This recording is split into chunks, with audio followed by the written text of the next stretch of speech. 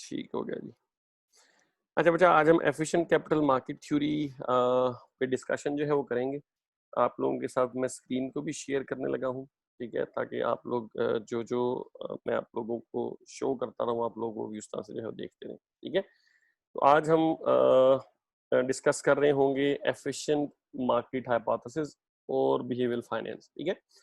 अच्छा अच्छा, अब जनरली स्पीकिंग हम जब मार्केट फंक्शनिंग की बात करते हैं तो we know certain things about the market, कि हमारी जो मार्केट होती है उसमें बहुत ज़्यादा ना पार्टिसिपेंट्स होते हैं, ठीक है। हमारी मार्केट में प्राइस डिस्कवरी होती है, चीज़ इजीली बिक जाती है, बायर और सेलर एक दूसरे से फ्रीली इंटरेक्ट करते हैं, मतलब ये परफेक्ट कंपटीशन वाली मार्केट की फिजा जो है यहाँ पे मौजूद होती है।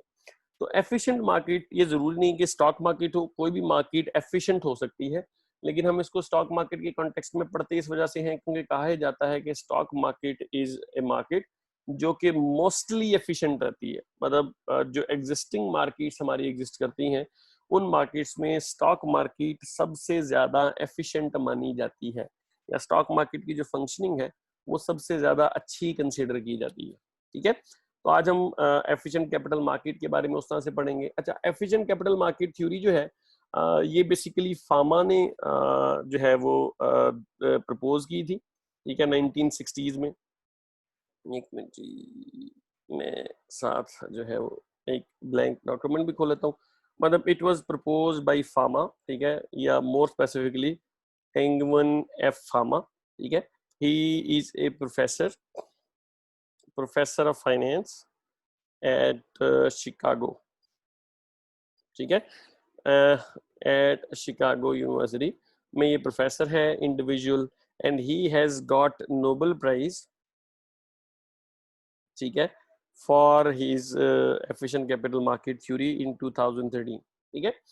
अच्छा, अब efficient capital market theory generally ये प्रपोज करती है कि markets are efficient.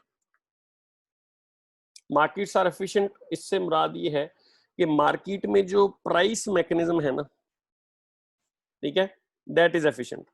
Price mechanism is efficient. अब प्राइस मैकेनिज्म के एफिशिएंट होने से मुराद हमारी ये है कि मार्केट में कोई भी चीज अपनी सही वैल्यू पे बिक रही होती है because of demand and supply. मतलब ये थ्योरी जनरली ये चीज प्रपोज करती है कि लोगों को किसी भी चीज की असल वैल्यू का पता होता है, और लोगों को क्योंकि चीज की असल वैल्यू का पता होता है तो हमारी मार्केट जो है वो चीजों को उसकी उनकी असल वैल्यू पे ही उस तरह से मतलब ट्रेड करवाती है, ठीक है। अब इस पे ऑब्वियस सी बात है कि काफी ज्यादा सारा क्रिटिसिज्म भी है एफिशिएंट कैपिटल मार्केट थ्योरी पे, लेकिन एफिशिएंट कैपिटल मार्केट थ्योरी हमें बताती है कि मार्केट्स में प्राइस डिस्कवरी या मार्केट्स में जो प्राइसिंग है वो कैसे फंक्शन करती है, ठीक है। तो जनरली हम उस तरह से स्टार्ट लेते हैं। स्टार्ट लेने से पहले हम जो है एक प्राइसिंग की बेसिक बात कर लेते हैं। हम ना स्टॉक के कॉन्टेक्स्ट में जब बात करते हैं, किसी भी चीज की वैल्यू के कॉन्टेक्स्ट में बात करते हैं, तो वैल्यू बेसिकली कैसे डिटरमिन होती है? Value is basically present value of all future cash flows of an asset, of an asset or of a security, ठीक है। मतलब अगर सिंपली मैंने किसी भी सिक्योरिटी की, किसी भी एसेट की, किसी भी बिजनेस की, मैंने अगर उनकी उसकी वैल्यू देखनी है कि मार्केट में ये चीज कितने की बिकनी चाहिए, तो उसके लिए बेस्ट वे क्या है कि मैं उस एसेट के, उस सिक्योरिटी के फ्यूचर कैश फ्लोज डिटरमिन करूं और उन फ्यूचर कैश फ्लोज की प्रेजेंट वैल्यू ले लूं यूजिंग एप्रोप्रिएट डिस्काउंट रेट। तो यहाँ पे मतलब अगर हम वेरिएबल्स को देखें तो वेरिएबल्स में दो चीजें इंपॉर्टेंट है।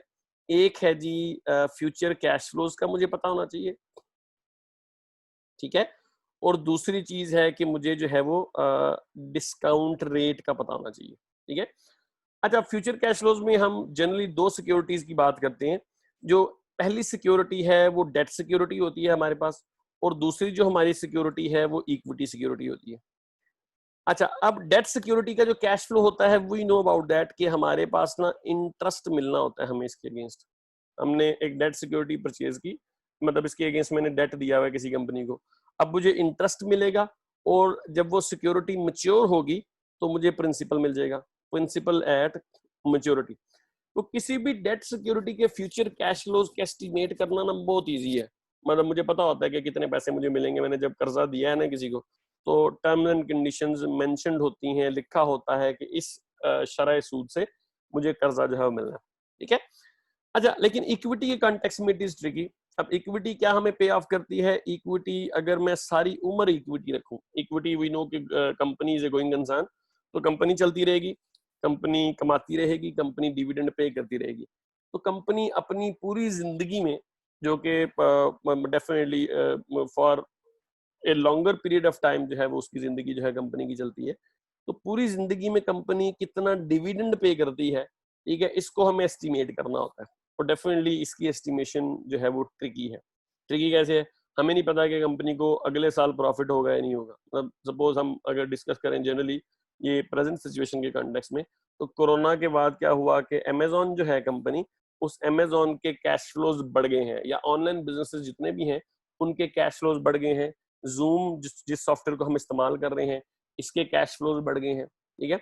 इसी तरह से टेस्ला के भी कैश फ्लोज अगेन उस तरह से जो है वो बढ़ गए थे सारे के सारे, क्योंकि डेफिनेटली वी नो कि टेस्ला की सेल जो है वो फ्यूचर में ज्यादा होगी, ठीक है। देयर आर अदर बिजनेसेस जिनके कैश फ्लोज कम हो गए, लाइक एयरलाइन बिजनेसेस हैं, ठीक है। डेफिनेटली लोग ट्रैवल उस तरह से नहीं कर रहे। जो टूरिज्म से रिलेटेड बिजनेसेस हैं उनके कैश फ्लो क्या हो गए हैं? हमारे कम हो गए हैं। अच्छा, तो डेफिनेटली हम ना अगले साल का डिविडेंड किसी तरह से एस्टिमेट कर सकते हैं, हम उससे अगले साल का डिविडेंड किस तरह से एस्टिमेट कर सकते हैं, लेकिन 20 साल बाद कंपनी डिविडेंड क्या देगी, we don't know about it, ठीक है। तो इसका मतलब ये है कि जब हम इक्विटी के कैश फ्लोज की बात करते हैं, तो इक्विटी के कैश फ्लोज ना अनसर्टन होते हैं जी, काफी ज्यादा सारे, ठीक है। अच्छा, दूसरी तरफ से हमारे पास डिस्काउंट रेट है। वी आल्सो नो कि डिस्काउंट रेट के हमारे पास ना दो कंपोनेंट्स उस तरह से जो है वो होते हैं। एक कंपोनेंट होता है इसमें रिस्क फ्री रेट, ठीक है, जो कि कहाँ से ड्राइव होता है, जो कि पॉलिसी रेट से ड्राइव होता है। ये हमने डिस्कस किया हुआ है कि स्टेट बैंक का जो पॉलिसी रेट है, ये यहाँ से रिस्क फ्री रेट हम जो है वो ड्राइव कर सकते हैं, ठीक है। या मोर स्पेसिफिकली हम अगर बोलें तो हमारा जो ट्रेजरी बिल्स का जो रेट होता है, ठीक है, ट्रेजरी बिल्स का रेट ऑफ रिटर्न जो है, वहां से हम रिस्क फ्री रेट जो है वो ले सकते हैं। और दूसरा हमारा रिस्क प्रीमियम होता है। अब हर सिक्योरिटी का रिस्क प्रीमियम जो है वो डिफरेंट है, तो हम हर सिक्योरिटी का रिस्क प्रीमियम अलग से कैलकुलेट करते हैं। स्टॉक के कॉन्टेक्स्ट में हम यहाँ पे बीटा इस्तेमाल करते हैं, यार बीटे को हम बाद में उस तरह से जब देखेंगे सब्सिक्वेंट लेक्चर्स में। तो ये दोनों चीजें मेरे पास होना जरूरी है।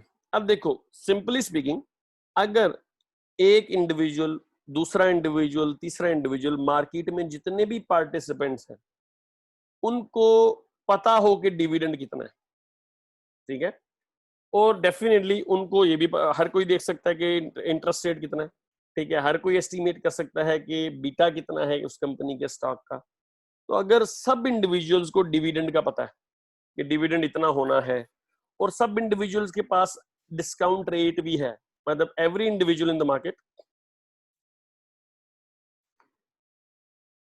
every individual in the market knows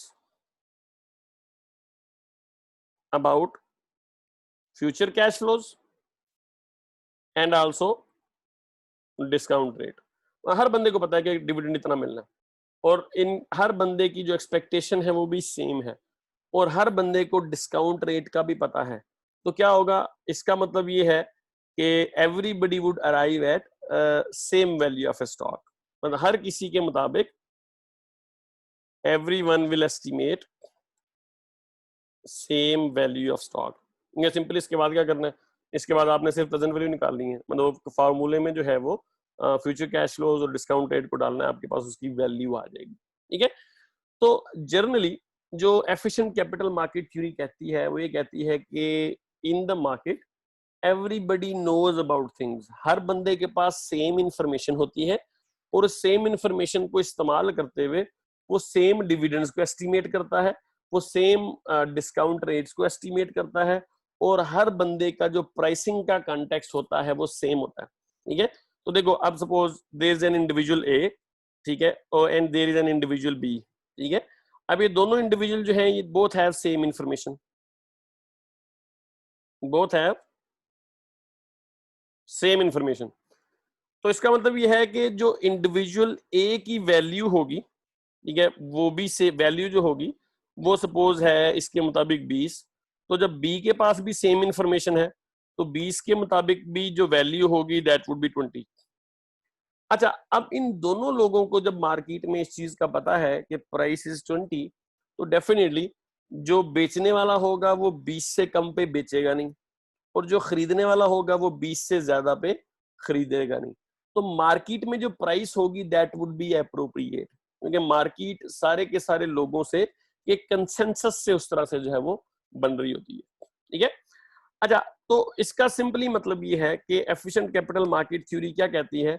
the theory states that prices in the market are efficient, या हम इसको बोल सकते हैं कि prices are fair. Fair prices मतलब हर चीज अपनी जो उसकी जितनी की वैल्यू होगी ना, उसकी वैल्यू के मुताबिक ही उस तरह से बिक्री होगी, ना उस वैल्यू से ज्यादा पे बिकी कोई चीज, ना उस वैल्यू से कम पे बिकी कोई चीज। तो प्राइसेस जो है वो मार्केट में फेयर है। अच्छा, फेयर प्राइसेस की और भी इंप्लीकेशन है। फेयर प्राइसेस का मतलब ये है कि there is no mispricing, मतलब ना अंडर प्राइस्ड है कोई चीज और ना ही कोई चीज ओवर प्राइस्ड है। ठीक है, नो अंडर प्राइसिंग, ठीक है, और साथ ही नो ओवर प्राइसिंग। अच्छा, अब अगेन अगर अंडर प्राइसिंग और ओवर प्राइसिंग नहीं है तो इसका मतलब क्या है? इसका मतलब ये है कि जो लोग कोशिश करते हैं ना ऐसी सिक्योरिटीज को ढूंढने की जो अंडर या ओवर प्राइस्ड हो, मतलब हमने देखा कि अगर मुझे कोई ऐसी सिक्योरिटी मिल जाए जिसकी एक्चुअल वैल्यू जो है वो होनी चाहिए 30, ठीक है, लेकिन उसकी मार्केट की में जो वैल्यू लग रही है उसकी वो 20 है। मार्केट में 20 रुपए की मिल रही है सिक्योरिटी, एक्चुअल वैल्यू 30 रुपए है, तो मुझे क्या करना चाहिए? मुझे सिक्योरिटी को फौरन खरीद लेना चाहिए। क्यों फौरन खरीद लेना चाहिए? डेफिनेटली मार्केट जब एडजस्ट करेगी तो ये वैल्यू फौरन 30 रुपए पे चली जाएगी, और मैं विदाउट हैविंग एनी रिस्क, कोई एक्सेस रिस्क लेने के बगैर मैं ना 10 रुपए का प्रॉफिट जो है वो यहाँ पे कमा सकता हूं, अगर मैं अंडर प्राइसिंग को किसी तरह से लोकेट कर लूं। इसी तरह से अगर मार्केट ओवर प्राइस्ड है, मतलब ओवर प्राइस का मतलब ये है कि आपकी जो एक्चुअल वैल्यू है किसी भी चीज की, दैट इज सपोज वी से कि दैट इज 40, ठीक है, और आपकी जो मार्केट वैल्यू चल रही है उसकी, ठीक है, मार्केट वैल्यू 50 चल रही है, अब मार्केट में वो चीज महंगी बिक रही है, तो आप क्या कर सकते हैं? इस सूरत में आपको क्या करना चाहिए? पहली सूरत में you need two by and hold. इसको हम क्या बोलते हैं? इसको हम बोलते हैं कि you need to take a long position. ठीक है। अच्छा, इसी तरह से अगर एक्चुअल वैल्यू उसकी कम है और मार्केट में उसकी वैल्यू ज्यादा है, तो what you need to do? You need to short sell. आपको क्या करना चाहिए? आपको उधार लेके सिक्योरिटी बेच देनी चाहिए। ठीक है, इस पोजीशन को हम क्या बोलते हैं? Take a short position. ठीक है। अच्छा, अब दोनों सूरतों में आप ना प्रॉफिट कमा सकते हैं, और ये प्रॉफिट ना एक्सेस प्रॉफिट होगा, without incurring any access risk आप ज्यादा प्रॉफिट कमा रहे होंगे। तो एफिशिएंट मार्केट हाइपोथेसिस के मुताबिक, ठीक है, एक्सेस प्रॉफिट जो है, excess profit is not possible, या एक्सेस से ज्यादा जो टेक्निकल वर्ड है वो जी एबनॉर्मल प्रॉफिट है। Abnormal profit is not possible in an efficient market. क्यों पॉसिबल नहीं है? क्योंकि एफिशिएंट मार्केट में prices are fair, there is no mispricing, ना स्टॉक अंडर प्राइस्ड होगा ना स्टॉक ओवर प्राइस्ड होगा। ठीक है, तो ये basically efficient capital market theory का जो मेजर मेन कॉन्सेप्ट या मेन कॉन्टेक्स्ट है वो ये है। ठीक है। अच्छा इसका again efficient capital market theory का जो मेन कॉन्टेक्स्ट है वो ये भी है कि हमारी जो प्राइसेस है वो रेंडमली मूव करती हैं, हमारी प्राइसेस प्रेडिक्टेबल नहीं होती। मतलब आज बैठ के ना मैं किसी तरह से प्रिडिक्ट नहीं कर सकता कि प्राइस जो है ना वो कल किस साइड पे मूव करेगी, क्योंकि आज बैठ के मुझे नहीं पता कि फ्यूचर में क्या होगा। ठीक है, तो जिस तरह से हम कहते हैं कि कोरोना आया तो मतलब जनवरी से में तो अगेन उस तरह से न्यूज आ गई थी, चाइना में स्टार्ट हो गया था काम। अगर हम बात करें पिछले सितंबर 2019 में किसी भी इंडिविजुअल को नहीं पता था कि प्राइसेस डाउनवर्ड मूव करेंगी, प्राइसेस गिर जाएंगी। अगर किसी बंदे को पता होता तो डेफिनेटली वो क्या करता? वो उस टाइम ना शॉर्ट सेल कर देता स्टॉक को, और आज वो बहुत ज्यादा प्रॉफिट उस तरह से अर्न जो है वो कर रहा होता। अच्छा, फिर ना मार्केट में generally some people try to locate trends. और ट्रेंड्स क्या है कि मार्केट ना एक साइक्लिकल तरीके से मूव करती है। साइक्लिकल तरीका कोई भी हो सकता है। मतलब मैं कहता हूँ कि किसी दिन ना गर्मी पड़ेगी या किसी दिन बारिश होगी। मुझे लगता है कि जो जिस दिन बारिश होगी ना उस दिन ना स्टॉक मार्केट जो है वो ऊपर जाएगी, या जिस दिन अगेन गर्मी पड़ेगी उस दिन स्टॉक मार्केट नीचे आएगी। अब ये साइक्लिकल ट्रेंड है। इसका प्राइसेस से, इसका जो मेन कंसेप्शन है डिविडेंड से, डिस्काउंट रेट से कोई ताल्लुक नहीं है। अच्छा, इस तरह के ना काफी ज्यादा सारे इफेक्ट्स मार्केट में एग्जिस्ट करते हैं, या लोग कहते हैं कि इफेक्ट्स एग्जिस्ट करते हैं। इसमें से एक इफेक्ट कहलाता है days of weak effect. Days of weak effect ये कहता है कि प्राइसेस जो है ना, ठीक है, ये स्पेसिफिक डे में स्पेसिफिकली मूव करती हैं। मतलब यहाँ पे ना दे स्पेसिफिकली से कि there is a Monday effect, ठीक है, and there is also a Friday effect. अच्छा, अब मंडे इफेक्ट क्या वाले क्या बोलते हैं? मंडे इफेक्ट वाले ये बोलते हैं कि मार्केट क्योंकि मंडे को खुलती है तो मार्केट में लोग ना काशियस होते हैं, वो देख रहे होते हैं कि मार्केट किस साइड पे जाएगी, तो वो ना थोड़े से एक्टिव नहीं होते। तो मंडे को जैसे कि मंडे को प्राइसेस जो है ना, प्राइसेस डिक्लाइन करती हैं। और फ्राइडे उनके मुताबिक ना लास्ट डे होता है मार्केट का, तो फ्राइडे वाले दिन लोग अपनी पोजीशंस को क्लोज कर रहे होते हैं। इसके बाद 2 दिन मार्केट जो है वो बंद रहनी होती है। तो फ्राइडे इफेक्ट क्या कहता है? फ्राइडे इफेक्ट ये कहता है कि फ्राइडे को मार्केट में एक्टिविटी ज्यादा होती है, तो प्राइसेस क्या करती हैं इसमें? इसमें प्राइसेस जो है वो इंक्रीज करती हैं, प्राइसेस बेसिकली राइज। अच्छा, अगर ये इफेक्ट होल्ड करता है तो इसका मतलब क्या है कि मेरे पास भी सिंपल स्ट्रेटजी है। मैं किसी भी कंपनी को ना देखूं, मैं क्या करूं, मैं मंडे वाले दिन क्या करूं, मंडे वाले दिन प्राइसेस डिक्लाइन करती हैं, मैं मंडे को खरीद लूं, और फ्राइडे वाले दिन प्राइसेस राइज करती हैं, मैं फ्राइडे को बेच दूं। मैं सिर्फ यही काम करता रहूं और मैं जो है वो अमीर हो जाऊं। अच्छा, अब जनरली स्पीकिंग, लेकिन जिस तरह से मुझे ये पता है उस तरह से बाकी लोगों को भी पता है। अब अगर मंडे को प्राइसेस डिक्लाइन करती हैं तो प्राइस कब डिक्लाइन करती है?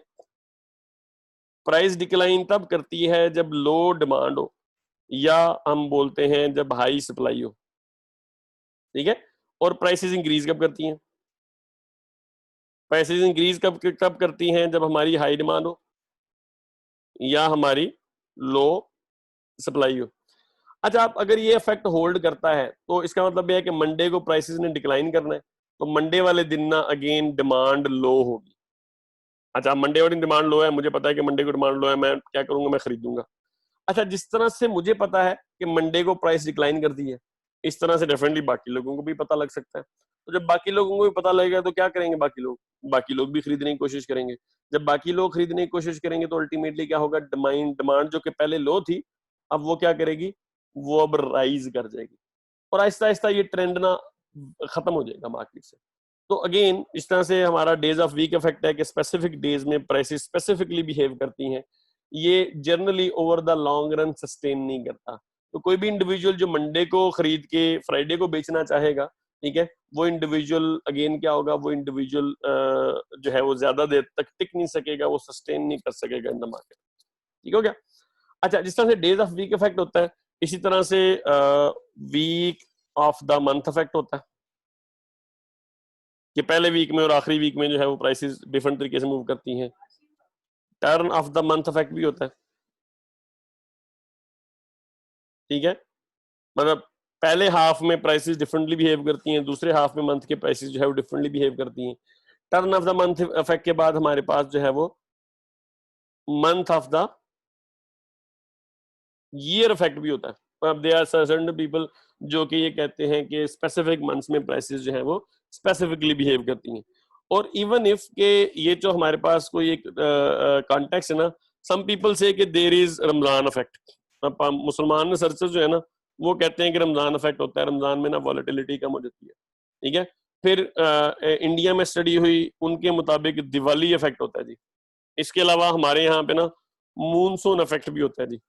मूनसून के अलावा कुछ लोगों ने जनरली मून इफेक्ट भी दिखा हुआ है कि जिस तरह से चांद घटता और बढ़ता है उसका भी इफेक्ट जो है वो आता है, ठीक है। पोल्यूशन इफेक्ट है ना, there are so many things जो कि जिनके बारे में हम कहते हैं कि ये ना हमारे जो है वो कहलाते हैं स्पेसिफिक ट्रेंड्स कहलाते हैं, ठीक है। इनको हम ओवरऑल इनको हम अनोमलीज बोलते हैं, फाइनेंस की लैंग्वेज में वी कॉल देम अनोमलीज।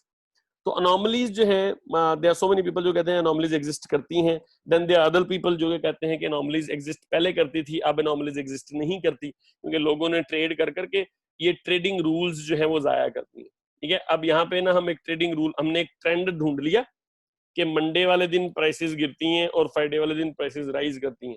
तो हम क्या करते हैं, वी कैन सिंपली, हम क्या कर सकते हैं, हम एक ट्रेडिंग रूल बना सकते हैं। और वो ट्रेडिंग रूल क्या है, वो ये है कि buy on Monday and sell on Friday, ये ट्रेडिंग रूल है। अब अगर मैं इस ट्रेडिंग रूल पे काम करता रहूंगा तो मुझे ऐसा पता लगा, बाकियों को पता लग जाएगा, बाकियों को पता लग जाएगा, हर बंदा बाय करने लग जाएगा मंडे को और सेल करने लग जाएगा फ्राइडे को, तो मामला रिवर्स हो जाएंगे। तो मंडे को प्राइस बढ़ने लग जाएगी और फ्राइडे को प्राइस जो है वो डिक्लाइन करने लग जाएगी। तो अगेन द थिंग इज के आपके जो मामला हैं वो उस तरह से जो है वो चलते हैं। तो एफिशिएंट कैपिटल मार्केट थ्योरी कहती है कि इस तरह की नॉर्मली एग्जिस्ट नहीं करती, मार्केट्स में ऐसी चीजें नहीं चलती, अगर चलती भी हैं तो वो थोड़े अरसे के लिए चलती हैं और वो ना बाद में जैसे ही लोगों को पता लगता है लोग उस पे उस ट्रेडिंग रूल बना के उस पे ट्रेड करने लग जाते हैं, तो जैसे वो ट्रेड करते हैं मार्केट में नॉर्मलीज खत्म हो जाती है। ठीक है, तो एफिशिएंट कैपिटल मार्केट की थ्योरी ये कहती है कि प्राइसेस प्रेडिक्टेबल नहीं है। आपके पास जितने भी पास्ट ट्रेंड है ना, पास्ट में जनाब अगर कोई ट्रेंड चला था, मंडे को प्राइस बढ़ी थी, मंडे को प्राइस कम हुई थी, फ्राइडे को प्राइस बढ़ी थी, ठीक है, तो ये पास्ट का ट्रेंड था, इसकी बेस पे आप फ्यूचर में नहीं बता सकते कि प्राइस बढ़ेगी या कम होगी। इसको हम ओवरऑल ना एनिमल स्पिरिट्स बोलते हैं, मतलब ये जॉन कीन्स ने वर्ड इस्तेमाल किया था कि लोग जो है ना वो मुख्तलिफ हंचीज इस्तेमाल करते हैं, लोग डिफरेंट किस्म के ट्रेडिंग रूल्स बनाने की कोशिश करते हैं जो कि उनकी एनिमल स्पिरिट्स को उस तरह से जो है वो रिप्रेजेंट करता है, ट्रेंड चेजिंग को जो है रिप्रेजेंट करता है। इसको हम हर्ड बिहेवियर भी बोलते हैं, ठीक है, या इसको हम generally we call it trend chasing. ठीक है, तो मतलब again efficient capital market theory कहते हैं कि ट्रेंड चेजिंग नहीं हो सकती, ट्रेंड होता ही नहीं तो आपने ट्रेंड को चेज क्या करना है। दूसरा, अच्छा वही चीज कि अगर प्राइस किसी तरह से प्रिडिक्टेबल होगी कि आप एक स्पेसिफिक स्टॉक को बाय करें और उसके बाद जब वो उसकी प्राइस बढ़ जाए तो उसको जो है वो सेल कर दें, ठीक है, तो आप एबनॉर्मल प्रॉफिट अर्न कर सकते हैं। लेकिन एफिशिएंट मार्केट में ये पॉसिबिलिटी नहीं होती, क्योंकि एफिशिएंट कैपिटल मार्केट का बेसिक प्रमाइज क्या है कि कोई भी ऐसी इंफॉर्मेशन जिससे आप फ्यूचर स्टॉक प्राइस को जो है वो प्रोडिक्ट कर सकें, वो ऑलरेडी स्टॉक प्राइस में रिफ्लेक्टेड होती है। देखो मार्केट में पार्टिसिपेंट है ना, मैं हूँ, दूसरे पार्टिसिपेंट है। अब मार्केट को अगर मैं क्लोजली वॉच करता हूँ, मुझे भी पता लग गया आज कोरोना आ गया, अगले बंदे को भी पता लग गया आज कोरोना आ गया। अच्छा मुझे भी पता लग गया कि एयरलाइन बिजनेस नीचे बैठ गया, अगले बंदे को पता लग गया कि एयरलाइन बिजनेस नीचे बैठ गया। मुझे पता लग गया होगा कि इनकी डिविडेंड जो है वो कम हो रहे हैं, दूसरे बंदे को पता लग गया होगा इनके डिविडेंड्स कम हो रहे हैं, तो क्या होगा, मुझे पता लग जाएगा कि अगर मेरे पास मैंने एयरलाइन का स्टॉक खरीदना है तो अब मुझे उसके लिए कम पैसे देने हैं। जिसने बेचना है ना उसको पता लग जाएगा कि अब एयरलाइन का स्टॉक जो है वो कम पैसों का बिकेगा। तो कोई भी इंफॉर्मेशन जिसकी बेस पे हम प्राइसेस को प्रिडिक्ट कर सकें, ठीक है, और वो इंफॉर्मेशन अवेलेबल हो, वो इंफॉर्मेशन अवेलेबल है, लोगों को पता है, तो उस इंफॉर्मेशन से रिलेटेड सारे के सारे मामला हमारी प्राइसेस में रिफ्लेक्ट हो रहे होते हैं। तो इसका बेसिक प्रमाइज यही है कि कोई भी इंफॉर्मेशन होगी जो किसी तरह से, हमने डिस्कस किया दो चीजें चाहिए होती हैं हमें, कोई भी इंफॉर्मेशन जो कि किसी तरह हमारे फ्यूचर कैश फ्लोज को अफेक्ट करती हो, या कोई भी इंफॉर्मेशन जो हमारे डिस्काउंट रेट को अफेक्ट करती हो।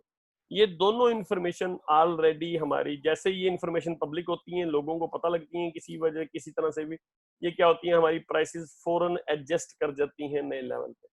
इसका मतलब ये है कि कोई भी बंदा इन प्राइसेस के रिलीज होने के कॉन्टेक्स्ट में इसका फायदा नहीं उठा सकता, क्योंकि इंफॉर्मेशन रेंडमली आती है। मुझे नहीं पता था सितंबर में कोरोना आ जाएगा, तो एकदम से कोरोना आया, चाइना में कोरोना आया एकदम से, और चाइना में कोरोना आने के बाद क्या हुआ, वो पूरी दुनिया में फैल गया।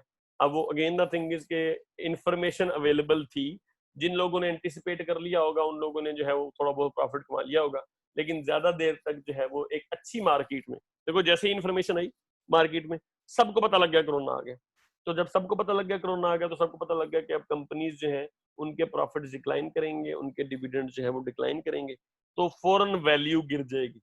तो ऐसा कोई बंदा जो कि ये सोच रहा हो कि जी मुझे शॉर्ट सेल करना चाहिए और इंफॉर्मेशन रिलीज हो गई है, तो शॉर्ट सेलिंग से उसको कोई फायदा नहीं होगा, क्योंकि ऑलरेडी प्राइसेस जो है वो गिर चुकी हैं। ठीक है, तो इसका बेसिक प्रमाइज यही है कि any information that could be used to predict future stock price is already reflected in the stock price. कि कोई भी इंफॉर्मेशन है जिसकी बेस पे मैंने देखना है कि प्राइस किस तरह से मूव करेगी, वो जैसे इन्फॉर्मेशन मेरे पास आई है वैसे बाकी लोगों के पास भी होगी। तो जो बाकी लोगों के पास होगी तो ऑब्वियस सी बात है कि every can estimate the prices. हर बंदा जब एस्टिमेट करेगा तो उसके मुताबिक एक प्राइस ना एक सेम प्राइस ही उस तरह से जो है वो निकल रही होगी, और अल्टीमेटली हमारे एफिशिएंट मार्केट में जो प्राइस है वो फेयर प्राइसिंग चल रही होगी। ये नहीं होगा कि कोई बंदा सस्ती चीज महंगी बेच रहा है या महंगी चीज को जो है वो सस्ता करके जो है वो खरीद रहा है। ठीक है, तो दस prices in the market represent fair estimation of value of A security. तो जो फेयर एस्टिमेशन है वही मिलेगी। ये नहीं होगा कि ओवर प्राइसिंग भी नहीं है, ये नहीं होगा कि अंडर प्राइसिंग नहीं है, इसमें कोई धोखाधड़ी नहीं है। मतलब मुझे पता है कि स्टॉक की वैल्यू गिर जानी है तो मैं उसको फौरन बेचूंगा।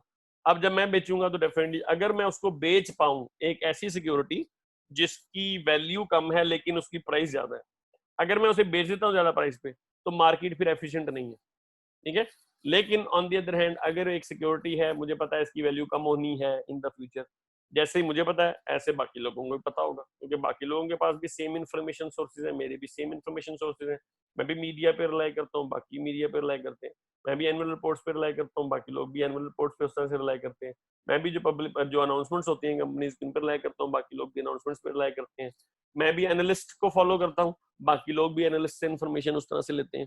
तो अगेन क्या होगा, अगर मुझे लग रहा है कि प्राइस गिरेगी तो बाकियों को भी लग रहा होगा कि प्राइस गिरेगी, तो जब मैं बेचने जाऊंगा सिक्योरिटी तो बाकी लोग खरीदेंगे नहीं खरीदेंगे डेफिनेटली। तो अगर मेरे स्टॉक को बिकना है तो फिर उसका मतलब यह है कि मेरा स्टॉक फिर सस्ता बिकेगा मार्केट में। ये नहीं हो सकता कि मतलब अगेन कोई बैड न्यूज आई है जो कि सिर्फ मुझे पता है। ठीक है, ये पॉसिबल उस तरह से नहीं है कि मैं किसी तरह से उसको महंगा करके जो है वो बेच दूं। ठीक है, तो ये थ्योरी ये कहती है कि prices only change after new information arise in the market. तो नई इन्फॉर्मेशन मार्केट में आएगी तो जैसे ही नई इन्फॉर्मेशन आएगी प्राइस चेंज हो जाएगी। ऑब्वियस सी बात है, कोरोना आएगा तो प्राइस चेंज होगी।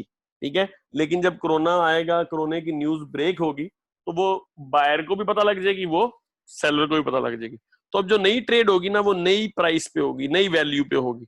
तो प्राइसेस चेंज कब होती हैं, जब मार्केट में नई इन्फॉर्मेशन आती है, और नई इन्फॉर्मेशन रैंडमली आती है। मतलब ये नहीं होता कि हर मंडे को जी प्राइस इन्फॉर्मेशन आनी है मार्केट में। ठीक है, किसी भी दिन किसी भी टाइम मार्केट में इंफॉर्मेशन जो है वो आ सकती है। अब जिस तरह से पीआईए का भी प्लेन क्रैश हुआ है तो अब ये इंफॉर्मेशन है, तो पीआईए के प्लेन क्रैश से क्या होगा, ऑब्वियस सी बात है कि पीआईए की वैल्यू जो है वो डिक्लाइन करेगी। ठीक है, जो इसकी पीआईए बेचारे की ऑलरेडी वैल्यू उस तरह से नहीं थी, तो पीआईए की वैल्यू उसके बाद और डिक्लाइन करेगी। तो मार्केट क्रैश होने की न्यूज हर पूरा पाकिस्तान पूरी दुनिया जानती है कि प्लेन क्रैश कर गया, तो पूरी दुनिया को पता है कि प्राइस डिक्लाइन करनी है। ये नहीं हो सकता कि आज मैं किसी बंदे को बहला फसला के ना जो है वो पुरानी प्राइस पे स्टॉक बेच दूं। अब जैसे ही इंफॉर्मेशन आएगी मार्केट में वैसे ही हमारी प्राइस जो है वो रिड्यूस करेगी या प्राइस हमारी जो है वो चेंज हो जाएगी। ठीक है, तो इसको हम ना रैंडम वॉक बोलते हैं कि prices follow a random walk. इसको हम रैंडम वॉक हाइपोथेसिस भी बोलते हैं कि prices in the market follow a random walk. और हम प्राइसेस को पास्ट की बेस पे प्रिडिक्ट नहीं कर सकते। हम ये नहीं बता सकते कि जी साल बाद, 8 साल बाद, 10 साल बाद जो है वो ये प्राइस होगी, या अगेन अगले हफ्ते जो है वो ये प्राइस होगी। तो एफिशिएंट मार्केट्स में prices are not predictable on the basis of past trends. जैसे कोई नई इंफॉर्मेशन आती है, हर बंदा उस नई इंफॉर्मेशन को एनालाइज करता है, देखता है कि इस नई इंफॉर्मेशन का कैश फ्लोज पे और इसी तरह से हमारे जो डिस्काउंट रेट्स हैं उन पे क्या इफेक्ट पड़ेगा, और अल्टीमेटली उसी की बेस पे फिर हमारी जो है वो प्राइस डिटर्मिनेशन जो है वो चल रही होती है। ठीक हो गया, तो मैं सिंपली हम अगर देखें तो एक एफिशिएंट मार्केट में ना एक गुड न्यूज अगर आएगी ना तो उसका ये रिस्पॉन्स होगा। मतलब क्या होगा, सिंपली आपकी जो है वो प्राइस जो है वो जीरो टाइम पीरियड पे जैसे ही इंफॉर्मेशन आएगी, ठीक है, जीरो टाइम पीरियड पे आज इंफॉर्मेशन जो है वो रिलीज हुई है, उससे पहले प्राइस स्टेट जा रही थी। ठीक है, लेकिन क्या हुआ, जैसे ही इंफॉर्मेशन आई, गुड न्यूज आई, प्राइस हमारी बढ़ी और प्राइस बढ़ के हमारी प्राइस फिर उस तरह से स्टेट जो है वो होगी। तो एक एफिशिएंट कैपिटल मार्केट में या एफिशिएंट मार्केट में गुड न्यूज का ये रिस्पॉन्स होगा। ठीक है, अच्छा, लेकिन वी से see sometimes markets over react. Sometime होता है कि प्राइस जो है ना, जैसे ही कोई गुड न्यूज आती है लोग उसको ना ज्यादा अच्छा ले लेते हैं। तो प्राइस एक्चुअल में ना यूं नहीं होता कि एक स्ट्रेट लाइन बने, वो स्टेट इंक्रीज करे और फिर दोबारा से स्टेट हो जाए। मार्केट ना इंक्रीज करती है अपने एक्चुअल लेवल से ऊपर चली जाती है, फिर दोबारा से एडजस्ट करती है, ठीक है, और फिर ऐसा ऐसा उस तरह से मार्केट जो है वो अपने एक्चुअल लेवल पे एडजस्ट कर रही होती है। इसी तरह से समटाइम्स आपका डिलेड रिस्पॉन्स भी होता है कि गुड न्यूज मार्केट में आई लेकिन लोगों को आइडिया नहीं हुआ। अब लोगों को आइडिया नहीं हुआ तो प्राइस फिर ऐसा ऐसा ऐसा अपने लेवल पे उस तरह से क्या होती है, एडजस्ट करती है। लेकिन जो extreme form of efficient capital market theory है वो ये कहती है कि ये ओवर रिएक्शन और अंडर रिएक्शन नहीं होता जी, ठीक है। तो ओवर रिएक्शन अंडर रिएक्शन नहीं होता, तो जैसे ही कोई न्यूज आएगी मार्केट में वैसे ही हमारी जो प्राइस है वो एडजस्ट करेगी टू द न्यू लेवल। तो इसी वजह से क्योंकि हमारा ये हाइपोथेसिस काफी ज्यादा सारा रिजिड है, तो इस रिजिड होने की वजह से हम ये बोलते हैं कि जनरली हमारी जो अनोमलीज हैं वो समवट एग्जिस्ट करती हैं मार्केट में। मतलब ये नहीं होता कि हम कह दें कि अनोमली बिल्कुल भी एग्जिस्ट नहीं करती, ठीक है। ओवर रिएक्शन भी होता है, अंडर रिएक्शन भी होता है, लेकिन इनकी एविडेंस ओवर द टाइम कम होती चली जा रही है, ठीक है। तो मार्केट की फंक्शनिंग जो है वो एफिशिएंट कैपिटल मार्केट के जो है वो करीब तर जो है वो होती चली जा रही है। ठीक हो गया जी। तो अब जी 2 मिनट रह गए हैं। If you people have any question तो you people can ask me. इसके बाद जो है हम ब्रेक लेंगे 5 मिनट की, फिर दोबारा से सेशन हम जो है स्टार्ट करेंगे। हाँ जी, कोई क्वेश्चन है तो पूछें जी।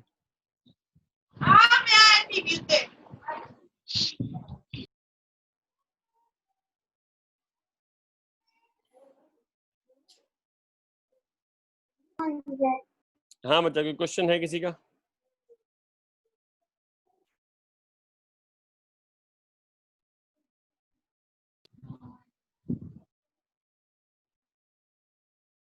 Any question?